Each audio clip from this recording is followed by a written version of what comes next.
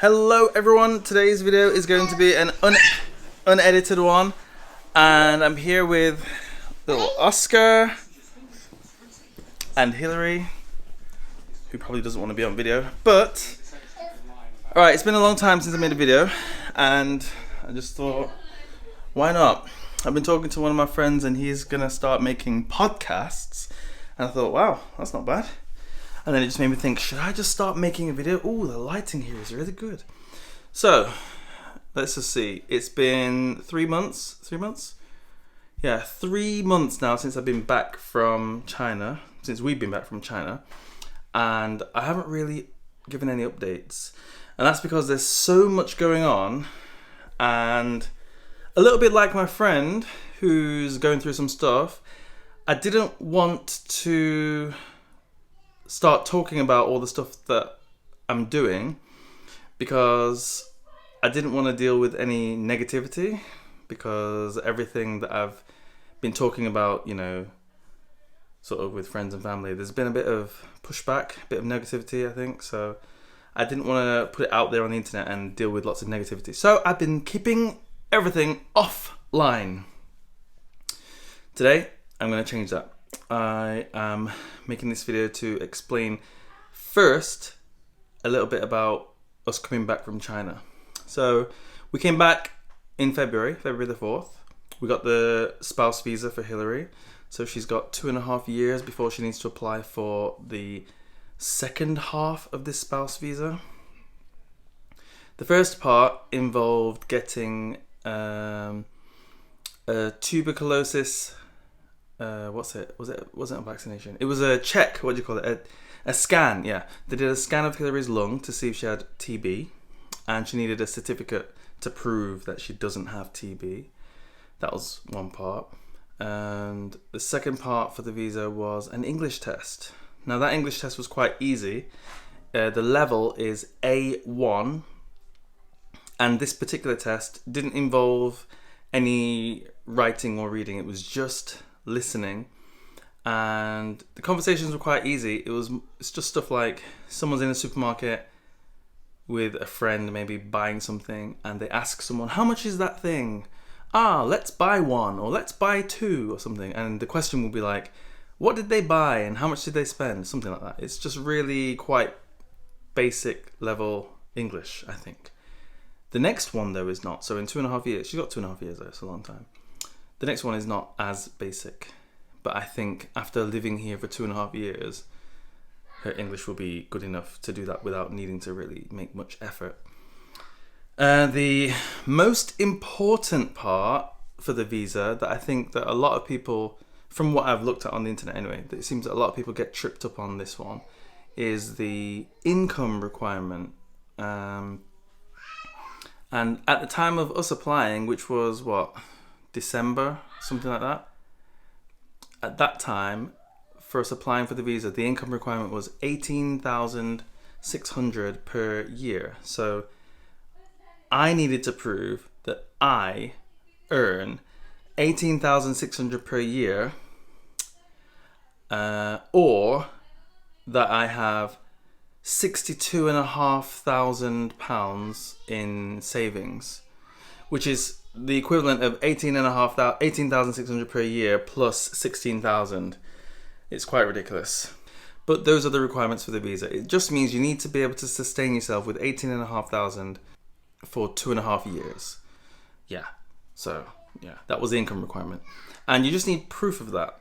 And from what I've looked at, you know, I was in lots of groups because I was really worried about applying for this visa. And what I've looked at is a lot of people are doing all sorts of stuff that I think is unnecessary. Sending WhatsApp conversations and photos and receipts of the wedding and all stuff like that. We didn't do any of that.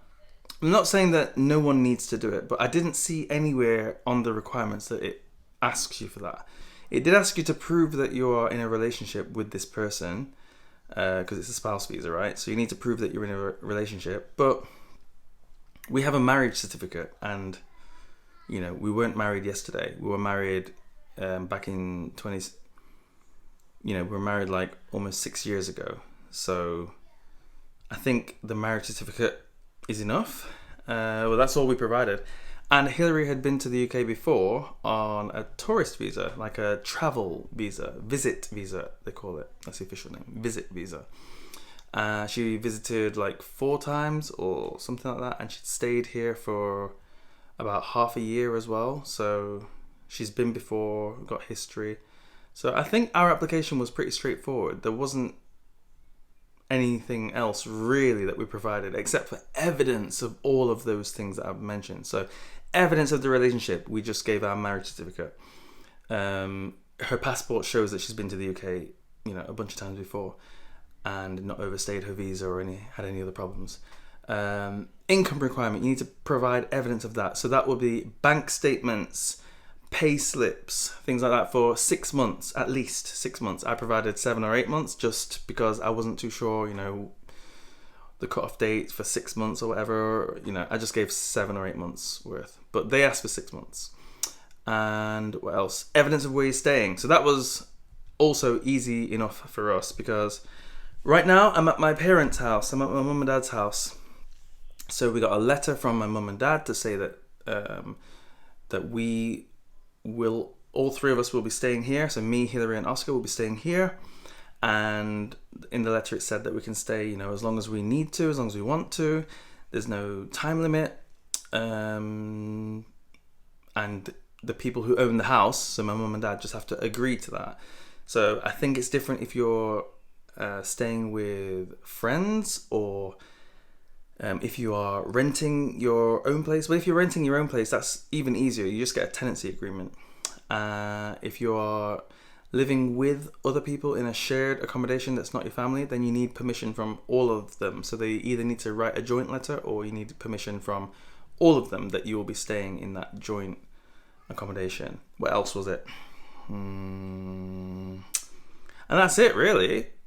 Actually, I thought the spouse visa application was quite simple. I don't want to say simple, like easy, but based on what I was looking at on the internet, I was so stressed out and I was checking this, checking that, checking this, checking that. Oh, so many times I was going over the documents. So many times. And in the end, I don't know if we needed all of what I sent, but it seemed that what we did was enough because the visa came back first time and it was okay. So yeah, and now we're here.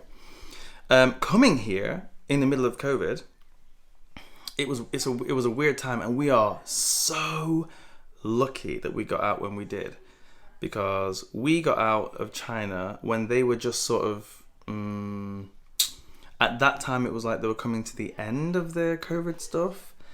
The UK was also coming to the end of COVID stuff, but it hadn't quite happened yet. So we still needed to do stuff like get a vaccination. Sorry, not a vaccination. What do you call it? A COVID test, a PCR test before we left, within 48 hours or something like that. And we needed to fill in a passenger locator form for the UK, and we needed to book a COVID test for day 2, or was it day 2? Day 3 and day 8, something like that, of when we arrived in the UK. We need to pay for all that before we even left China, which is ridiculous because we did all of that. We got the COVID test from China within 48 hours. We paid for the the PCR test for when we arrived in the UK. We filled out the passenger locator form, and guess what? We had 3 flights because there were no direct flights. So we had 3 flights.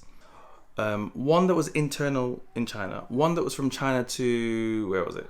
To Amsterdam, and then from Amsterdam to Birmingham, right? And at no point did anyone ask us anything in relation to COVID. We were a bit panicking about, oh my God, let's just make sure we print out this, we have this, blah, blah, blah, all these forms and everything. All right, I've sent you the PDF, save it to your phone, blah, blah, blah, all this. And all the hassle about running around in China to get the PCR test 48 hours before we left and stuff. And no one checked it. At no point did anyone check it. And when we arrived in the UK and we did the PCR test, I can't remember if it was day 2 and day 8 or day 3 and day 8, whatever it was. We did the PCR test. And the company, they didn't even tell us the result. The first time, because at that point I wasn't too sure, if we needed it for something. So the first time I emailed them, I was like, hey, we did the PCR test and we should have had a result by now. And they were like, oh, send us your the number from the test. Sent it to them. They just sent back a thing that was generated at the time of the email saying it was a negative test. And it's like, did you really do anything, or did you just say negative and send an email? I don't know.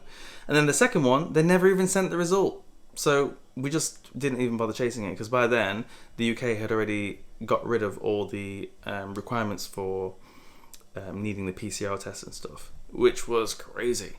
And the reason why I say we were so lucky to get out when we did is because look at China right now. So many cities are on lockdown, full on lockdown, almost worse than what it was back in 2020 when it first was happening in Wuhan, the virus and stuff.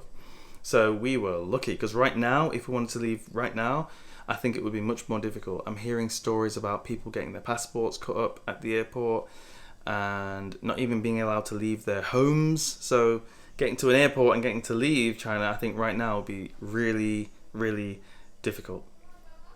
So yeah. Since I've been back, just been enjoying everything. I mean, look at this. Look at the weather. I mean, today's been one of those days where it's been cloudy, rainy, sunny, hot, cold, windy, everything in one day. But you just can't complain with that kind of weather compared to what we had back in China, where it was just like smog and fog, and we had the occasional nice day, really nice day, but it was like occasional. Can't complain with this fresh air every day. It's just really nice. So since we've been back, Oscar's in school now. I say school, nursery. He's in nursery right now. So that's good. He wasn't doing that back in China. He's getting used to being here. He's fully bilingual right now. He knows everything in Chinese and everything in English. He's not being so confident right now, which is fair enough. He's a little baby. And yeah, sometimes it just takes children some different time to get used to a new environment and start making friends and stuff. So he's not being so confident with that, but not really too worried about that.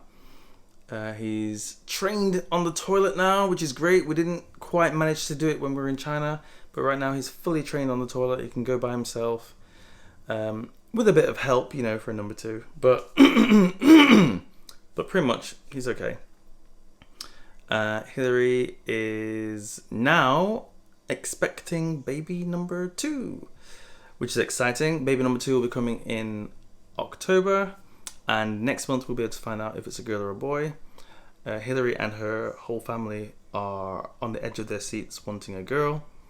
I don't have any preference. I don't mind. It could be girl, could be boy, whatever. Don't really care. I care, but I don't have a preference really. I do think it will be a boy though. It's not a preference, it's just what I think, because there's so many boys in my family, and yeah, my theory is the first 2 will be a boy and the last one will be a girl, but she doesn't want to have a number 3, so whatever, we'll see. And work and business and stuff like that, got plans. Not going to talk about it on here until something is actually started, because negativity. I tell you, that's the difference about coming back here. The negativity. Oh my God. I think back in China, I'm not sure what it is in China, but when you have an idea about something, a job, or to make just a money-making scheme of some sort, not stealing or anything, I mean like making up your own business, selling something or whatever.